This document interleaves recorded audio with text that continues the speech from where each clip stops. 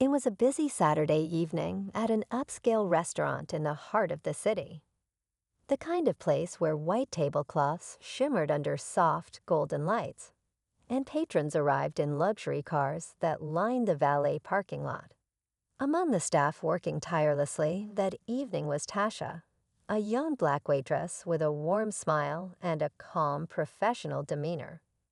Tasha was known for her kindness and exceptional service, but tonight, her patience would be tested in ways she could never have imagined. The evening had started like any other. Tasha had prepped her station, set the tables to perfection, and greeted her first few customers with her usual charm. She didn't expect trouble, least of all from Table 9. But trouble has a way of finding people who least deserve it. Seated at Table 9 were a group of affluent diners, their designer outfits and flashy jewelry practically screaming wealth. Their leader was a man named Greg, a middle-aged millionaire who exuded arrogance with every word he spoke.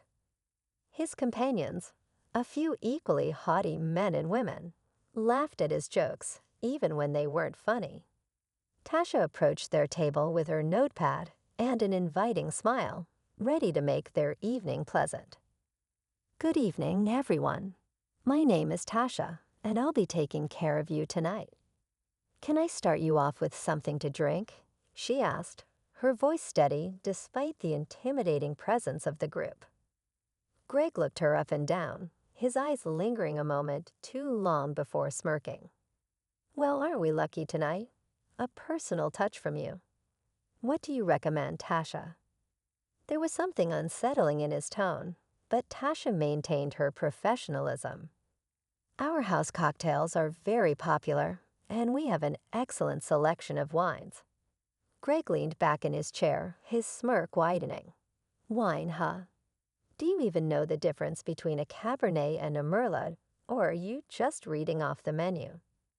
The table erupted in laughter, and Tasha's cheeks burned. She took a deep breath, forcing herself to remain composed.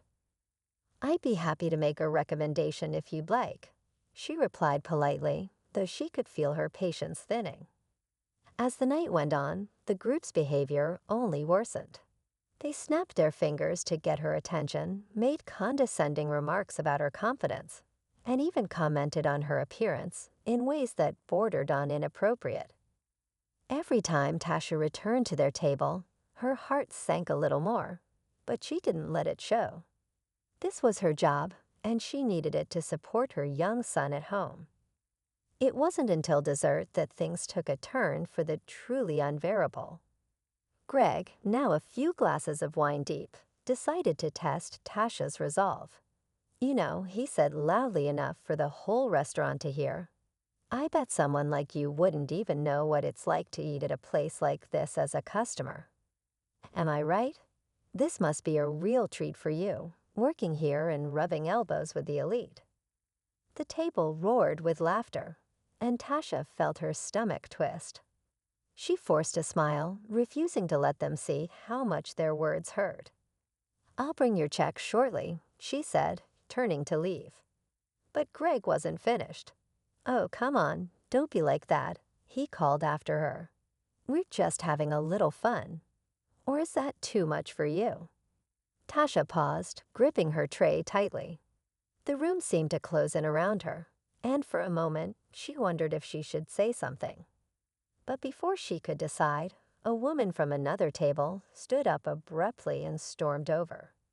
"Excuse me," the woman said, her voice sharp and commanding. "I've been sitting here for the past hour listening to you insult this hardworking waitress, and I've had enough." The entire restaurant went silent as the woman glared at Greg and his companions.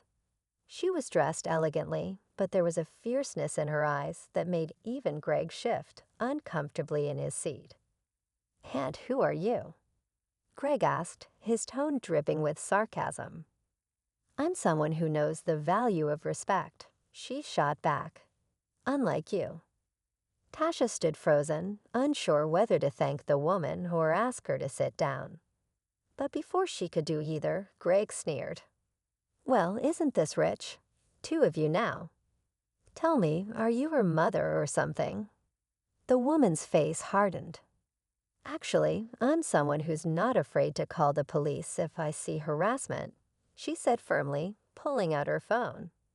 "So unless you'd like this evening to end with you explaining your behavior to law enforcement, I suggest you pay your bill and leave." The tension in the air was electric. Greg opened his mouth to respond, but something in the woman's tone made him think twice. He threw a wad of cash onto the table, muttered something under his breath, and led his group out of the restaurant without another word. Tasha felt a wave of relief wash over her as she locked eyes with the woman. "Thank you," she whispered, her voice barely audible. The woman smiled warmly. "You don't deserve to be treated like that. No one does." But what happened next would change everything. Just as the restaurant began to settle back into its usual rhythm, Tasha's phone buzzed in her pocket. She pulled it out, expecting a text from her babysitter, but what she saw made her heart stop. It was a message from an unknown number, accompanied by a video. The video showed the incident at Table 9, recorded by someone in the restaurant. But it wasn't just the video that shook Tasha to her core, it was the caption. Waitress stands her ground against millionaire bully. Unbelievable response, Tasha's hands trembled as she clicked play. Little did she know, this was just the beginning of a series of events that would turn her world upside down. And when she saw the number of views the video had already racked up, her next move would leave everyone speechless. Tasha stared at the screen in disbelief, her breath catching in her throat. The video, barely a few minutes long, had already garnered thousands of views, and the comments were pouring in faster than she could read them. Words like hero and inspirational jumped out at her, but so did harsher ones, filled with judgment and assumptions about her life. The mix of emotions swirling in her chest made it hard to focus. She didn't know who had filmed the scene or how the video had gone viral so quickly. All she knew was that her private moment of humiliation and resilience was now a public spectacle. The buzzing in her pocket didn't stop. Her phone vibrated again and again as notifications from social media and messages from unknown numbers lit up the screen. She felt exposed, like a spotlight had been cast on her life without warning. Glancing around the restaurant, she wondered if anyone else had seen the video. Were her coworkers watching it? Did the manager know? The very thought made her stomach churn. Trying to collect herself, Tasha slipped her phone back into her pocket. She still had tables to serve, orders to take, and a shift to finish. But every step felt heavier, her movements slower, as if the weight of the sudden attention was pulling her down. Her mind raced with questions. What would her son think if he saw this? How would the people in her neighborhood react? And what about Greg and his friends? Surely they would see the video too. The idea of them retaliating, of somehow making her life even harder, loomed over her like a dark cloud. By the time her shift ended, Tasha felt drained. She changed out of her uniform in the back room, avoiding eye contact with her coworkers, and grabbed her bag. The restaurant was quieter now, with only a few straggling diners finishing their meals. She slipped out the side door into the cool night air, hoping to find a moment of peace. The walk to her apartment was short, but tonight it felt like an eternity. The streets were alive with the sounds of the city, cars honking, people chatting on sidewalks, music spilling out of open windows. Yet Tasha felt strangely disconnected from it all, as if she were moving through a world that no longer felt familiar. Her phone buzzed again, and she hesitated before pulling it out. This time, it was a call. The number was unknown, but something about it made her pause. Against her better judgment, she answered. "Hello," she said softly. "Tasha?" The voice on the other end was warm and kind, but unfamiliar. "My name is Monica. I'm a reporter with Channel 12 News." I'm so sorry to bother you, but I wanted to ask about the video that's been circulating. You've become quite the talk of the town. Tasha's heart sank. A reporter. Already. She hadn't even processed the situation herself, and now the media was involved. I don't know what to say, she stammered, unsure of how to handle the conversation. I understand this must be overwhelming, Monica said gently. But people are inspired by your strength, and I think your story deserves to be told. If you're willing, I'd love to meet with you to discuss this further. No pressure, of course. Tasha barely managed to mumble a response before ending the call. She felt like the ground was shifting beneath her feet. She wasn't looking for attention or fame. She just wanted to provide for her son and live a quiet life. But now that seemed impossible. As she reached her apartment building, she glanced up at the windows. The soft glow of the lights inside reminded her of why she worked so hard, why she put up with people like Greg. For her son, Jamal. He was her world, her reason for pushing through every tough day. Tasha unlocked the door and stepped inside. The familiar scent of home, clean laundry, and the faint aroma of cinnamon from the candle she'd lit earlier helped to calm her nerves. Jamal was sitting on the couch, engrossed in his favorite cartoon, his backpack still on the floor from school.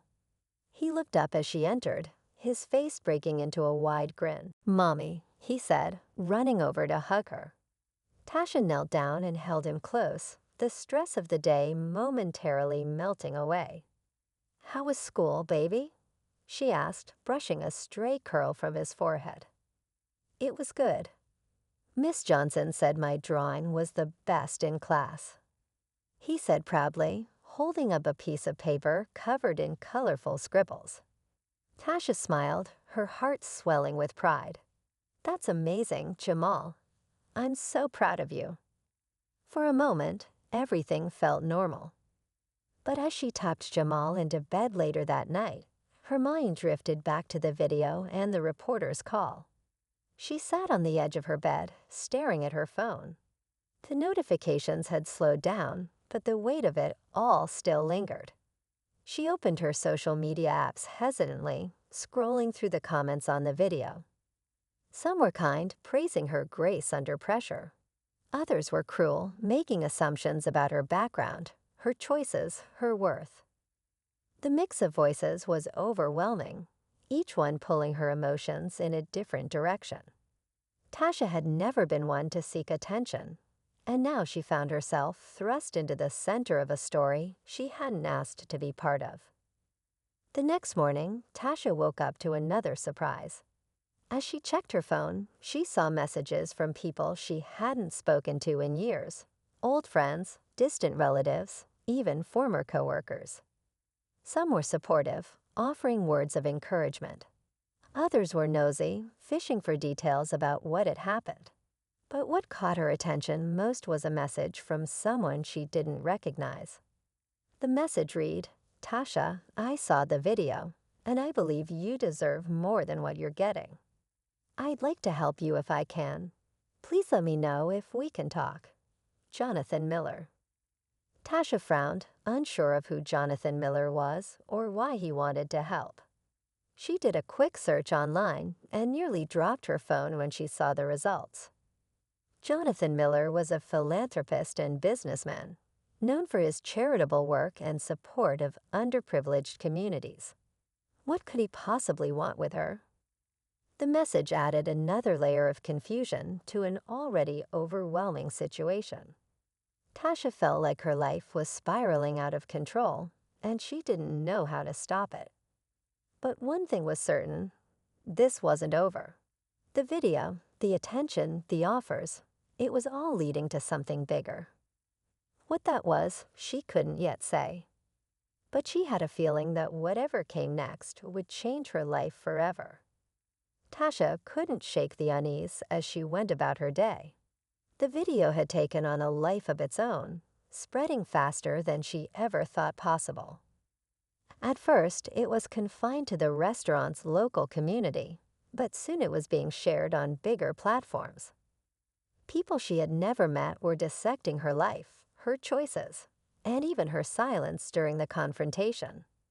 Some called her brave for keeping her composure, while others criticized her for not standing up to Greg more forcefully. The noise felt impossible to ignore, like a tidal wave crashing over her again and again. She thought about Jonathan Miller's message. While his name was recognizable, she couldn't bring herself to respond right away. What could a man like him possibly want with someone like her? The idea of reaching out to a stranger, especially someone so wealthy and powerful, made her nervous. But his offer to help lingered in the back of her mind. Was he sincere? Could he be trusted? The uncertainty made her hesitate. At work, the atmosphere had shifted. Tasha could feel the stares of her coworkers, their whispered conversations stopping abruptly whenever she walked by. Her manager, Mr. Patel, called her into his office that afternoon. He sat behind his desk, his expression serious but not unkind. "Tasha, I need to talk to you about everything that's been going on," he said, gesturing vaguely. "The video, the attention, it's bringing a lot of eyes to the restaurant. I've already received calls from reporters asking for statements." Tasha's stomach dropped. "I'm so sorry, Mr. Patel. I didn't mean for any of this to happen." He held up a hand to stop her. "I know this wasn't your fault. I saw the video, and I think you handled yourself with grace. But this kind of attention can be a double-edged sword. Some people are praising the restaurant for how you acted, but others are accusing us of not protecting you from that kind of treatment." Tasha felt her chest tighten. She had worked hard to build a good relationship with her manager and coworkers. The thought of jeopardizing that because of a situation she hadn't asked for was unbearable. "I'll do whatever I can to make things right," she said quietly. "I don't want this to affect the restaurant." Mr. Patel nodded. "I appreciate that." One evening, as she was putting Jamal to bed, she heard a knock at the door. Her heart raced. It was late, and she wasn't expecting anyone. Peering through the peephole, she saw a woman standing there, holding a clipboard and looking official. Tasha hesitated before opening the door slightly. "Hi, Ms. Carter," the woman said with a professional smile. "My name is Claire, and I'm with Hope for Hospitality, a nonprofit organization. We work with service industry workers who faced adversity on the job, and we were hoping to talk to you." Tasha blinked, unsure of what to say. "How did you find me?" she asked cautiously. Claire nodded as if she'd anticipated the question. "We came across the video, like so many others. It's resonated with people across the country, and we wanted to reach out. If you have a moment, I'd love to discuss how we can support you." Tasha didn't know whether to feel flattered or wary. She let Claire in, but only after glancing at Jamal's room to make sure he was still asleep. Over the next half hour, Claire explained how the nonprofit could help her navigate the overwhelming attention and use it as a platform to advocate for better treatment of service workers. The idea sounded noble, even empowering, but Tasha couldn't help but feel like she was being swept into something much bigger than herself. "I appreciate the offer," Tasha said finally, "but I'm not sure if I'm the right person for this." Claire leaned forward, her expression earnest. "You are the perfect person, Tasha. You've lived this. Your story could inspire real change." Tasha thanked her and promised to think it over, but as she watched Claire leave, a sense of dread crept over her.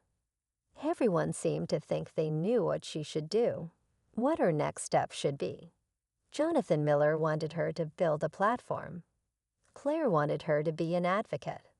Even Monica, the reporter, kept urging her to share her story on television. But what did Tasha want? She wasn't sure anymore. The uncertainty gnawed at her as the days passed. And then the inevitable happened. Greg resurfaced. It started with an article in a major online publication. The headline read, Asterisk wealthy entrepreneur speaks out about viral waitress incident. Asterisk Tasha's hands shook as she clicked the link. In the interview, Greg painted himself as the victim of a misunderstanding.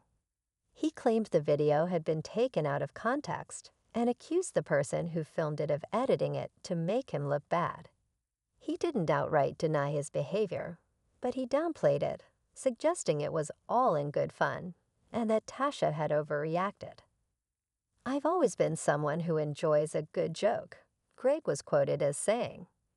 "It's unfortunate that my humor was misconstrued.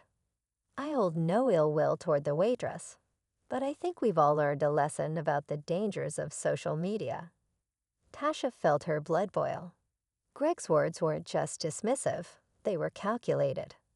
He was trying to rewrite the narrative, to shift the blame onto her and the person who had filmed the video.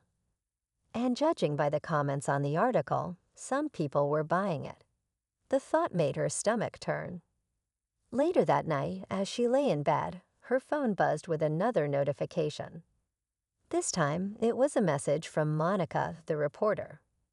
"Tasha, I wanted to give you a heads up.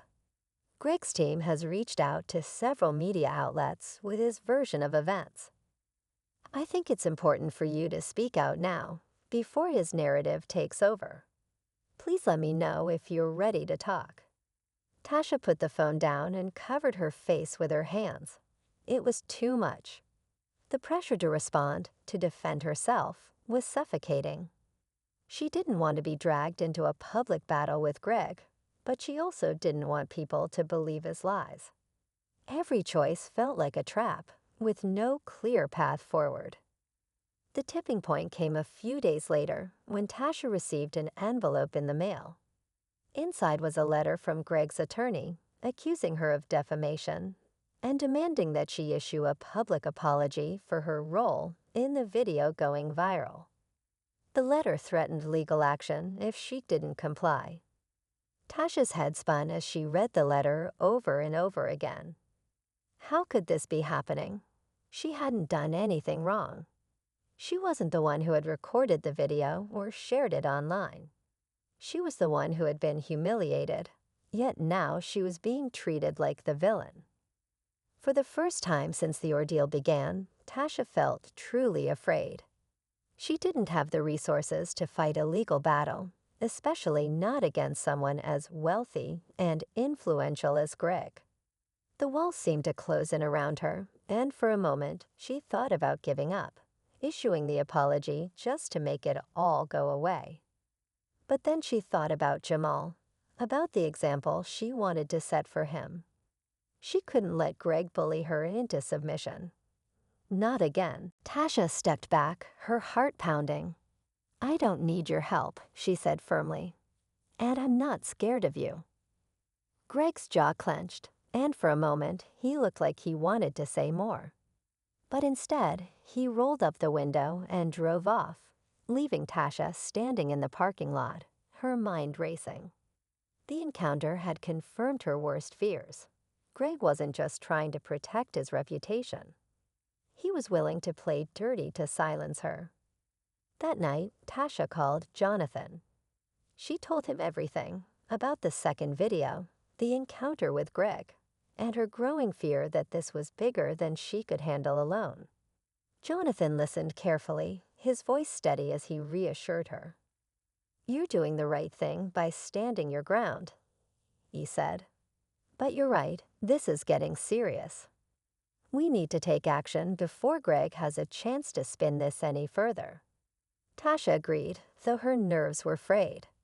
She didn't know what action Jonathan had in mind, but she trusted him more than she trusted anyone else in this mess. As she hung up the phone, she felt a flicker of determination. Greg might have money, power, and influence, but Tasha had something he didn't: a clear conscience and the truth on her side. Still, the stakes had never been higher. With Greg escalating his efforts to silence her and the public attention growing more intense by the day, Tasha knew she was heading into uncharted territory. And while she didn't know how it would all end, She was ready to fight for her dignity and her future, no matter what it took. The following days were a whirlwind. Jonathan connected Tasha with a legal team that specialized in cases like hers, and their support gave her a renewed sense of confidence. They assured her that Greg's threats were hollow, designed to intimidate rather than hold any real legal weight. Still, they advised her to prepare for a fight, just in case he decided to follow through. Meanwhile, the public's reaction to the second video intensified. Greg's polished facade began to crack under the pressure of widespread outrage. Major news outlets picked up the story, digging deeper into his past. Stories of his arrogant and dismissive behavior began to surface, painting a picture of a man who had spent years wielding his wealth as a shield against accountability. Tasha watched it all unfold with a mix of relief and unease. She didn't relish the idea of anyone being publicly vilified, even Greg, but she couldn't deny the vindication she felt seeing people rally behind her. For the first time since the incident, it seemed like the tide was turning in her favor. Then, just as things seemed to settle, Tasha received an unexpected phone call.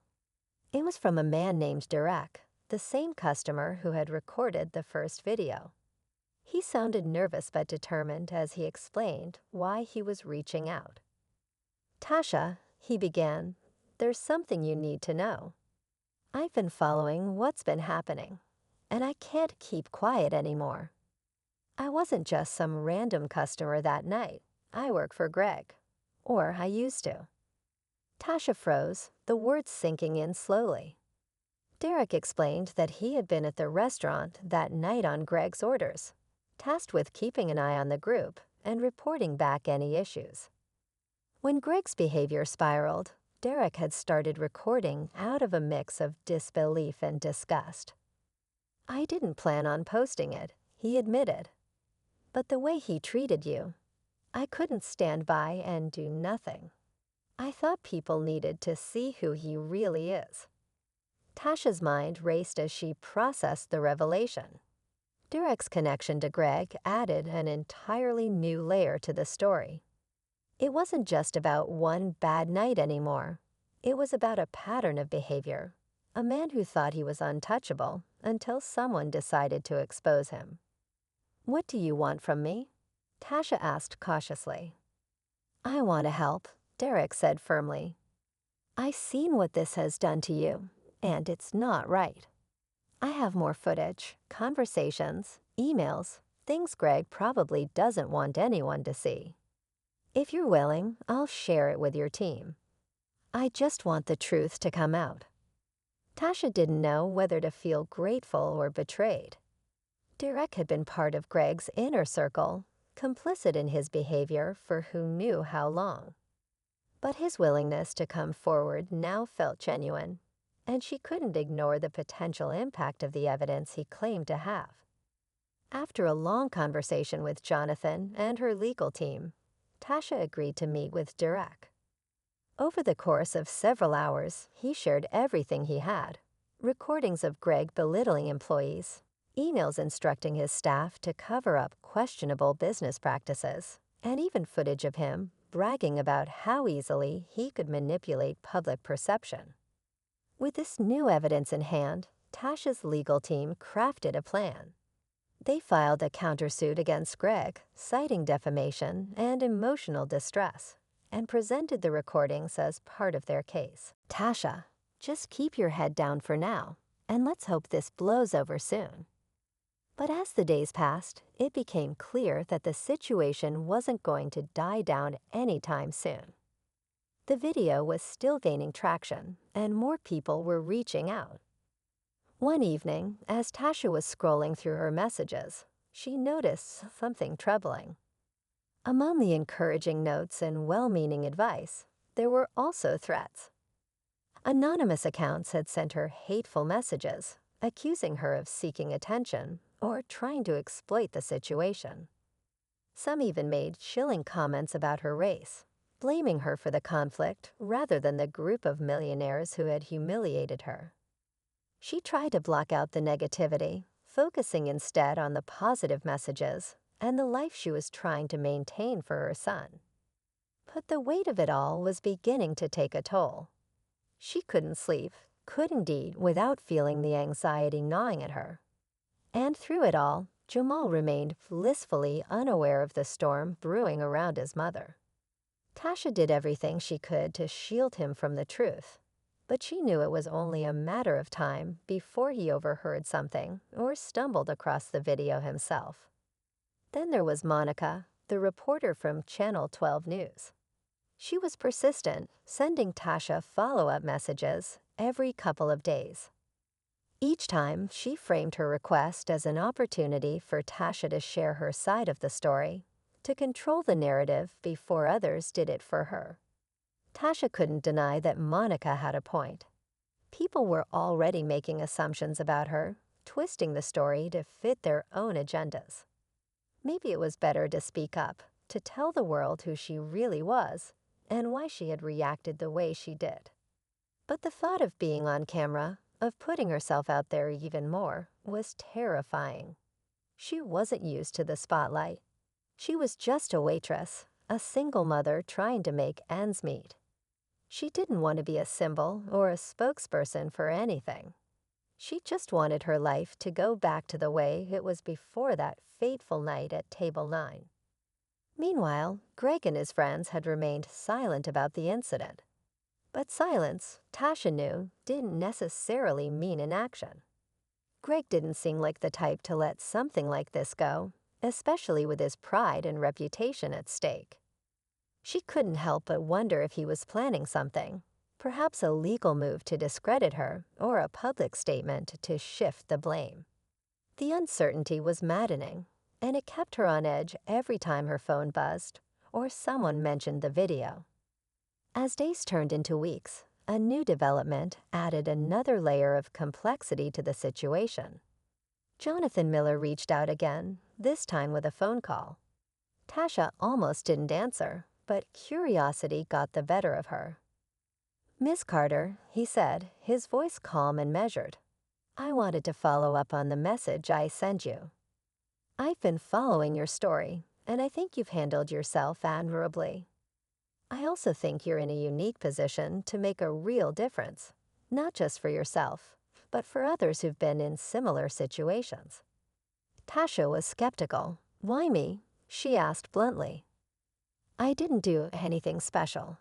I just did my job." "That's exactly why," Jonathan replied. "You didn't ask for this, but people are looking to you now. They see someone who stood their ground with dignity, and they're inspired by that. I'd like to help you use this platform to create something positive, if you're willing." Tasha didn't know how to respond. The idea of turning this chaotic, unwanted experience into something meaningful was appealing, but it also felt overwhelming. She wasn't a leader or an activist. She was just Tasha. "I need to think about it," she said finally. "Of course," Jonathan said. "Take all the time you need. Just know that my offer stands, no matter what." As the call ended, Tasha felt more conflicted than ever. Was Jonathan genuine, or did he have his own agenda? Could she trust him, or was he just another person trying to capitalize on her sudden notoriety? The tension in Tasha's life continued to build, each new twist leaving her more uncertain about what the future held. The video had brought her unwanted fame, but it had also opened doors she never expected. Now she faced a choice: step into the spotlight and try to make something good out of the chaos, or retreat back into the shadows and hope the world eventually forgot about her. Whatever she decided, one thing was clear: her life would never be the same. Tasha didn't know how much more she could take. The video that had appended her life continued to dominate conversations online and even in her neighborhood. At the grocery store, strangers gave her lingering looks, some offering smiles of encouragement, others staring as if she were some kind of exhibit. It was unnerving. Her once quiet existence was now anything but. Tasha stepped back, her heart pounding. "I don't need your help," she said firmly. "And I'm not scared of you." Greg's jaw clenched, and for a moment, he looked like he wanted to say more. But instead, he rolled up the window and drove off, leaving Tasha standing in the parking lot, her mind racing. The encounter had confirmed her worst fears. Greg wasn't just trying to protect his reputation. He was willing to play dirty to silence her. That night, Tasha called Jonathan. She told him everything about the second video, the encounter with Greg, and her growing fear that this was bigger than she could handle alone. Jonathan listened carefully, his voice steady as he reassured her. "You're doing the right thing by standing your ground," he said. "But you're right, this is getting serious. We need to take action before Greg has a chance to spin this any further." Tasha agreed, though her nerves were frayed. She didn't know what action Jonathan had in mind, but she trusted him more than she trusted anyone else in this mess. As she hung up the phone, she felt a flicker of determination. Greg might have money, power, and influence, but Tasha had something he didn't: a clear conscience and the truth on her side. Still, the stakes had never been higher. With Greg escalating his efforts to silence her and the public attention growing more intense by the day, Tasha knew she was heading into uncharted territory. And while she didn't know how it would all end, she was ready to fight for her dignity and her future, no matter what it took. The following days were a whirlwind. Jonathan connected Tasha with a legal team that specialized in cases like hers, and their support gave her a renewed sense of confidence. They assured her that Greg's threats were hollow, designed to intimidate rather than hold any real legal weight. Still, they advised her to prepare for a fight, just in case he decided to follow through.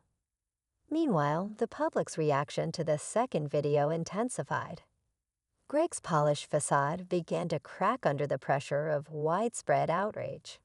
Major news outlets picked up the story, digging deeper into his past.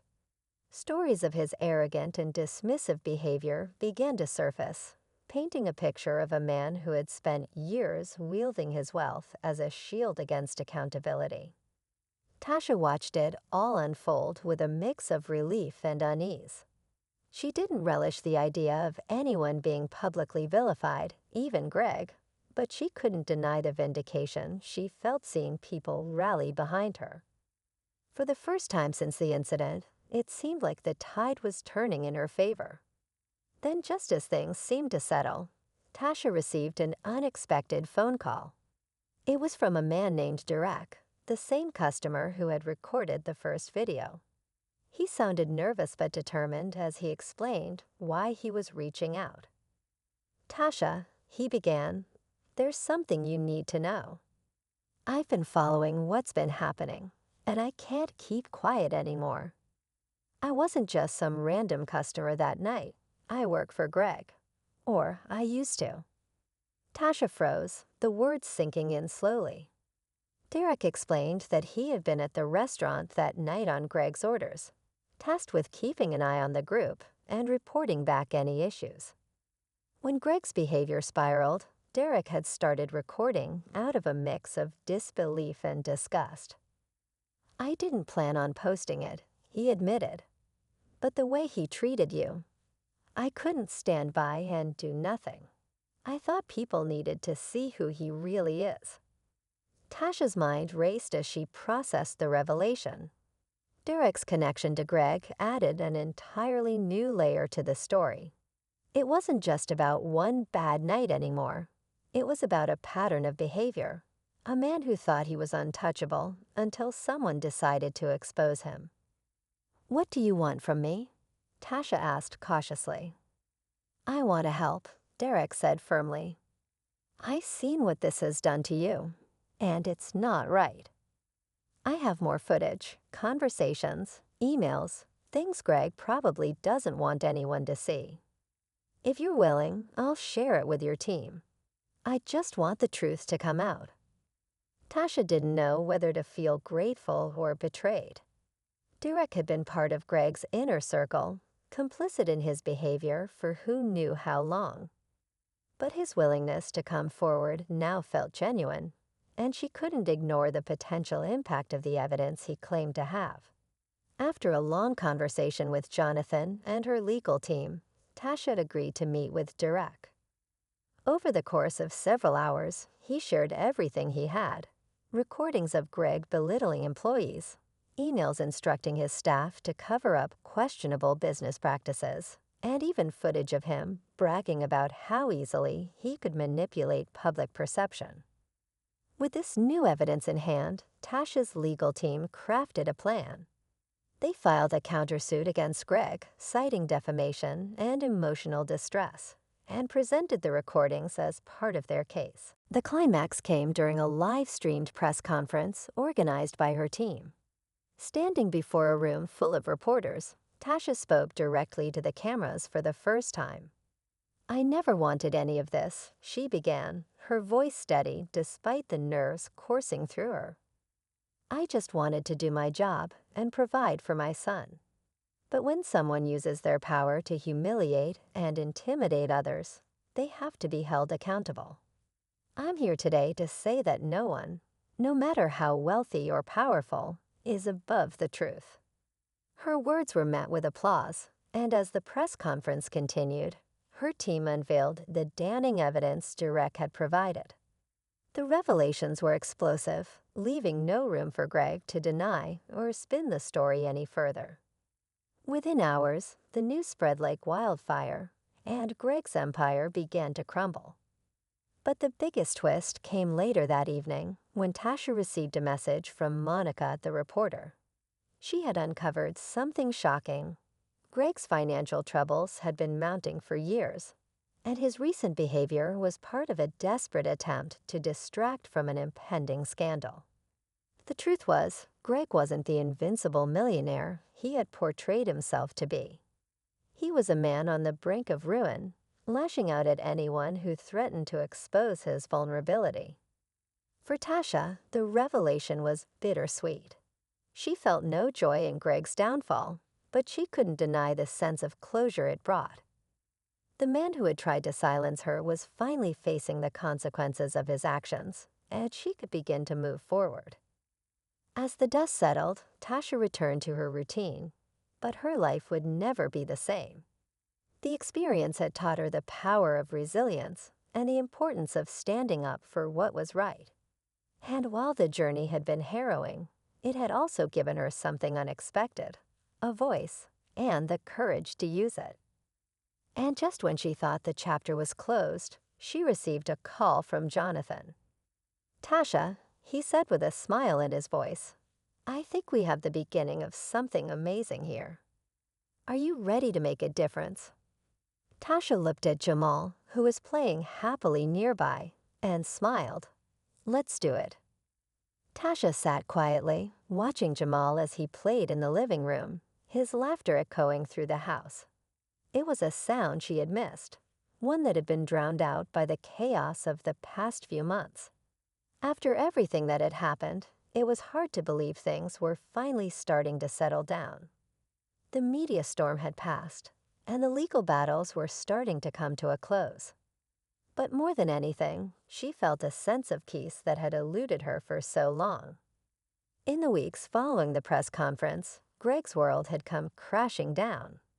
The evidence her legal team had presented, combined with Derek's testimony, had shattered his carefully constructed public image. The pressure of the media, along with the mounting lawsuits from former employees and clients, forced Greg to step down from his company. His name was no longer associated with the luxury lifestyle he had so carefully cultivated. Investors pulled out, and his assets were seized. It was a dramatic downfall, one that felt like justice to those who had seen him as a symbol of privilege and arrogance. But for Tasha, the victory wasn't about seeing Greg lose everything. It was about regaining control of her own life. The money she had won in the settlement allowed her to pay off her debts, and she was finally able to move out of the cramped apartment she had been renting for years. She found a small house in a quiet neighborhood, one that felt like a fresh start for her and Jamal. The change was a long time coming, and it felt like she was reclaiming the life she deserved. Her newfound stability allowed her to focus on her next steps. The offer from Jonathan was still on her mind, and after some soul-searching, she realized she was ready for it. Tasha had always dreamed of making a difference, of using her experiences to help others. Now she could turn that dream into reality. Jonathan introduced her to several organizations that supported service workers facing discrimination and abuse. With her platform growing, she became an advocate, speaking at events, sharing her story, and helping to raise awareness about the challenges faced by people in the service industry. She knew the fight was far from over, but she also knew that her voice could inspire change. Tasha's story didn't just resonate with people in her community. It resonated with others across the country. As she shared her journey, she received messages from countless individuals, waiters, waitresses, cashiers, and workers from all walks of life, thanking her for standing up and for giving them the courage to do the same. It was humbling, and it reminded her that this wasn't just about her anymore. It was about all the people who had been silenced, all the workers who had endured mistreatment and felt invisible.